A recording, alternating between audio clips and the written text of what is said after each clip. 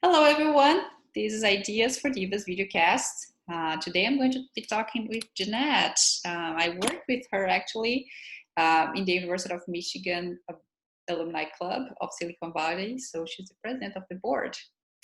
So, Janette, why don't you introduce yourself and say why you're a diva? Hi, everyone. I'm Janette Ciborowski. I'm a public relations professional and previously had a life as a TV news producer.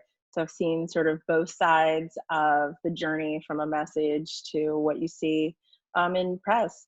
I am a diva because I believe in sort of unconventional ways to get where you need to go. Starting in journalism and going to PR, you kind of learn that the way you're going to get to something is basically inverting it or like flipping it.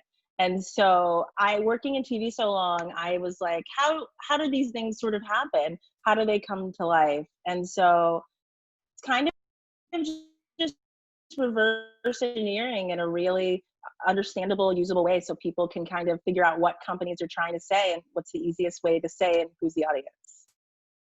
Yeah, it's great. So you were really bold to just start another job when the quarantine started, right? So why don't you share your experience just starting a new job, already working remotely? Yeah, I think the wheels were already in motion and I'd already accepted the position.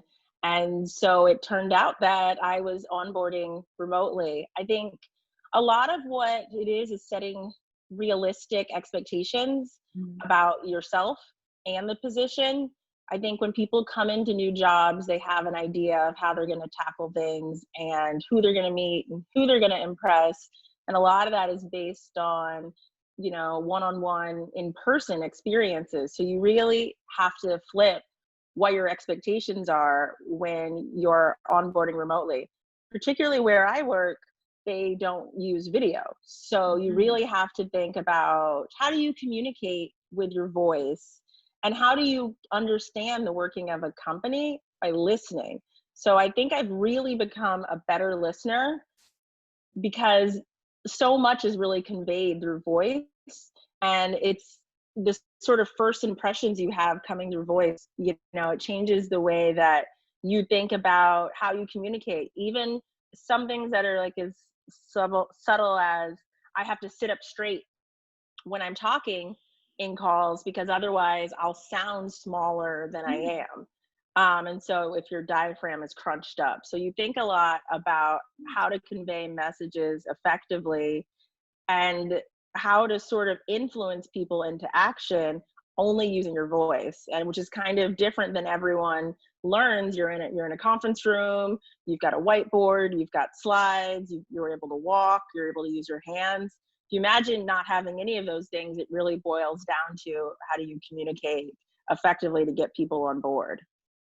That's awesome. I haven't thought about like sometimes in my company they don't use video, and I haven't thought about like how I should be sitting when I talk to people. So that's a great advice.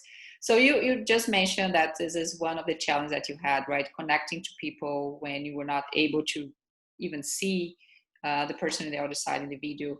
Were the other challenges when trying to understand the culture, right, or like blending into this new culture? And how did you overcome some of these challenges? I think a lot of it is setting deadlines that are realistic. So I have a 1 month, 2 month, 3 month plan.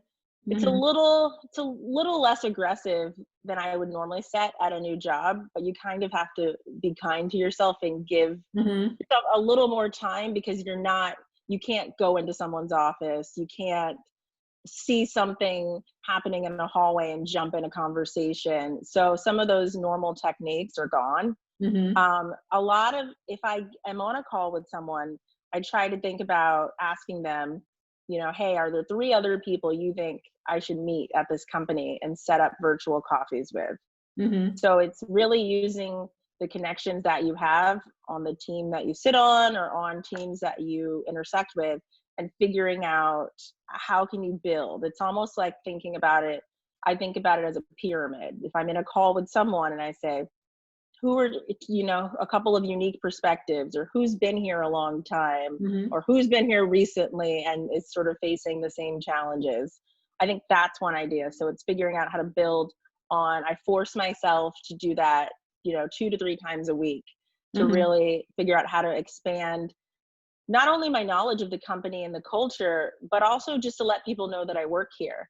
Because Mm-hmm. another challenge is getting left off of communications because people simply don't know you work there. Mm-hmm. So half of it is helping you get that understanding, and half of it is making sure that you're not being brought in at the last minute because only a small handful of people know you work there and know Mm-hmm. to add you to these sort of email loops. We talked about listening before, and that's, really important, especially when you're not on video, because it's very easy to not listen when no one sees your face. So it's really Right. kind of training yourself to not do the natural take advantage of the fact no one's watching. I think we talked sort of about being kind with yourself, setting timelines, and then figuring out what's reasonable and what's sort of, how to push yourself, but how not to burn yourself out. And then the other thing is kind of thinking about every now and then it's almost like a gratitude moment where Mm-hmm. you think, this is an awkward situation, but let's think about the positives Mm-hmm. of it, right? I don't have to wear pants. I don't have to commute. Um, all sorts of things. What are the positives of the situation? One thing that I found is unique is if there are office politics, you can kind of pretend like they don't exist. So you figure out ways to use that sort of ignorance in a positive way of, oh, I didn't know we couldn't ask for this, or I didn't know that that person is sort of in control of that. So that one is a little delicate, but you can really use sort of the ignorance is bliss, kind of in a way that works for you. Yeah. And I think that this type of advice even work for people who used to work at the office and now are working remotely, right? I have to force myself to meet people for this virtual coffee more often because I just feel overloaded and people forget about you too.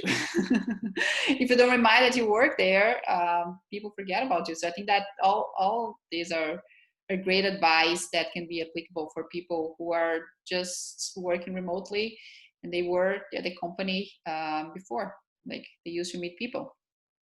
Definitely. So I think that you just gave us some great insights on how you're overcoming the challenge that you had, right? So based on your experience, what the type of advice you give to a leader who is onboarding a new hire right now remotely to make this experience better for this new hire to be integrated in the company in the new job faster? Yeah, I think there's so much that leadership can do to really make that a smooth transition. I think making sure that it's your manager, making sure that you have a regular cadence of touch points that is maybe a little more aggressive than it would be if you were in the office together. So I try to speak with my manager, 2 to 3 times a week in dedicated solo conversations. Mm-hmm.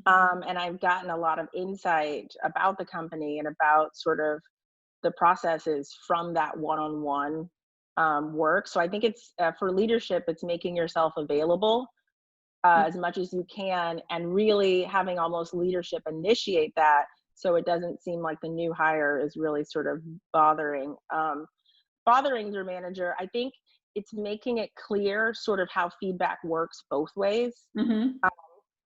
That's really important, especially if you're not able to kind of glean on the culture to see how that works firsthand. It's Mm-hmm. like making sure that you have those pathways clear of how that works, because of course feedback from both ways is tricky and really important. And then I think it's also thinking about if you were in the person onboarding's position. Mm-hmm. So it really is empathy for the person. I think for example, I've had like a not working computer, and since pretty much the whole time I've worked there, and I was talking to a leader who I met for a virtual coffee, and he goes, well, that's unacceptable that you don't have a working computer. And I was like, oh, I had just gotten used to just grinding through the sort of computer problems I was having. And he was like, you know, that's unacceptable. That's not how we work here. And I was like, oh, and with not having sort of any sort of awareness of how the culture is, I had just assumed I just put up with, you know, technology that like blocks my job. And so I think that's you know, that's another thing that leaders can do, is just to reach out and sort of ask if there's anything, because some of those things aren't major rather, but Mhm. they really start to add up to sort of your perception of the company, or just sort of, you know, your general feelings, how you approach your work every day. Yeah, that's great. So you just gave amazing sides. I think that one of the things that I took away, it's really to be kind with ourselves, right? And not try to push ourselves harder than we need in a situation like this. And I think that is also good for everybody right now, not only people starting new jobs. And I think that everybody also needs to be more sympathetic with people around, because I don't think like we don't know what other people are going through in their personal lives and what they have to manage outside of work while working from home, right? There's so many difficult situations happening right now. So thank you. That was very, very good. Super excited to talk to you today. So thanks for all your great insights. Thanks for having me.